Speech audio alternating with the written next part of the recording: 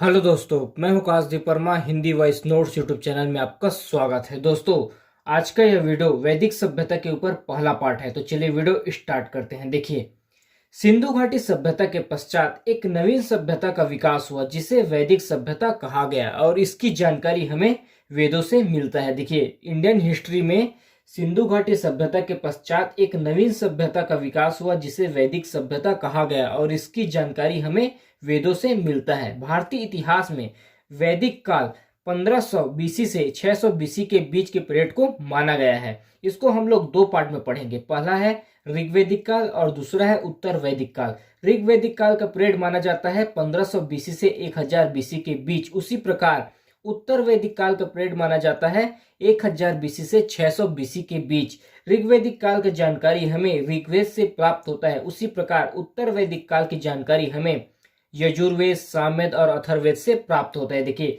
सिंधु घाटी सभ्यता के पश्चात एक नवीन सभ्यता का विकास हुआ जिसे वैदिक सभ्यता कहा गया और इसकी जानकारी हमें वेदों से मिलता है। वैदिक काल का जो पीरियड माना जाता है भारतीय इतिहास में, वो 1500 बीसी से 600 बीसी के बीच माना जाता है और इसको भी दो पार्ट में डिवाइड किया गया है। पहला है उत्तर ऋग्वैदिक काल और दूसरा है उत्तर वैदिक काल। ऋग्वैदिक काल का पीरियड माना जाता है 1500 बीसी से 1000 बीसी के बीच और इसकी जानकारी हमें ऋग्वेद से मिलता है। उसी प्रकार उत्तर वैदिक काल का पीरियड माना जाता है 1000 बीसी से 600 बीसी के बीच और इसकी जानकारी हमें यजुर्वेद, सामवेद, अथर्ववेद से मिलता है। उसके बाद पढ़ते हैं आर्यों के बारे में। देखिए, वैदिक सभ्यता में मोस्ट इंपॉर्टेंट टॉपिक है आर्य। जितने भी रिलेटेड डाटा हम लोग पढ़ेंगे वैदिक सभ्यता में, सभी हम लोग आर्यों के बारे में ही पढ़ेंगे। देखिए, आर्य आर्य शब्द की उत्पत्ति हुआ है संस्कृत भाषा से। आर्य का अर्थ होता है श्रेष्ठ और इसकी आरंभिक जानकारी हमें ऋग्वेद से मिलता है। आर्यों का निवास था सप्त सिंधु क्षेत्र अर्थात 7 नदियों के क्षेत्र में। वह 7 नदियां थी सिंधु, सरस्वती, शतुद्री अर्थात सतलज, विपाशा अर्थात व्यास, वितस्ता अर्थात झेलम, पुरुषणी अर्थात रावी, अनस्केनी अर्थात चिनाब। ये सब 7 नदियों को सप्त सिंधु क्षेत्र अर्थात 7 नदियों का क्षेत्र कहा गया है।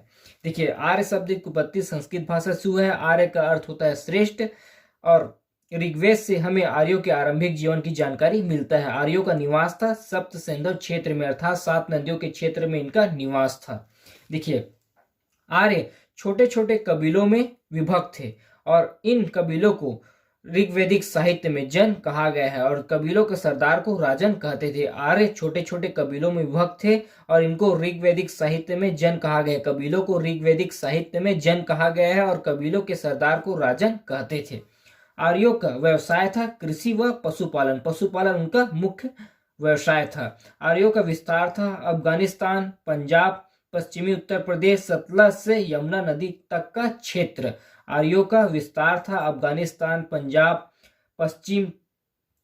पश्चिमी उत्तर प्रदेश, सतलज नदी से यमुना तक का क्षेत्र। देखिए, आर्यों को पंचजन कहा गया है क्योंकि आर्य 5 प्रकार के कबीलों में निवास करते थे और ये कबीले हैं अनु, द्रुहु, पुरु, नुरवस, यदु। ये 5 प्रकार के कबीलों में आर्य निवास करते थे जिसके कारण आर्यों को पंचजन कहा गया है। उसके बाद देखते हैं आर्यों के मूल निवास व आर्यों के भारत आगमन संबंधित तथ्य। इसके बारे में अलग अलग इतिहासकार बहुत सारी अपनी अपनी राय देते हैं और बहुत सारी मतभेद भी दिखाई देता है। देखिए, प्रोफेसर मैक्स मूलर के अनुसार आर्यों का निवास मध्य एशिया था और आर्य मध्य एशिया से आए थे और इन्हीं को ही सबसे ज्यादा प्राथमिकता दिया जाता है इंडियन हिस्ट्री में। बाल गंगाधर तिलक के अनुसार आर्यों का मूल निवास उत्तरी ध्रुव था। डॉक्टर अविनाश चंद्र दास के अनुसार आर्यों का मूल निवास सप्त सिंधु प्रदेश था। दयानंद सरस्वती के अनुसार आर्यों का मूल निवास तिब्बत था। नेहरिंग एवं प्रोफेसर गार्डन चाइल्ड के अनुसार आर्यों का मूल निवास दक्षिणी रूस था। गंगानाथ झा के अनुसार आर्यों का मूल निवास ब्रह्मर्षि देश था।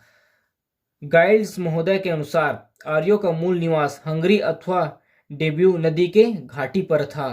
प्रोफेसर पेका के अनुसार आर्यों का मूल निवास जर्मनी के मैदानी भाग में था। देखिए, अवेस्ता ईरानी भाषा का एक प्राचीनतम ग्रंथ है। अवेस्ता ईरानी भाषा का एक प्राचीनतम ग्रंथ है और इसके अनुसार वैदिक काल के आर्य ईरान से होकर भारत आए थे। अवेस्ता ईरानी भाषा का एक प्राचीन ग्रंथ है और इनके अनुसार ऋग वैदिक काल के आर्य ईरान से होकर भारत आए थे। तो इस पार्ट में हम लोगों ने वैदिक सभ्यता का इंट्रोडक्शन और आर्यों के बारे में पढ़ा। आने वाले पार्ट में हम लोग और भी वैदिक सभ्यता से संबंधित डाटा को कंप्लीट करेंगे। अभी के लिए इतना ही, धन्यवाद।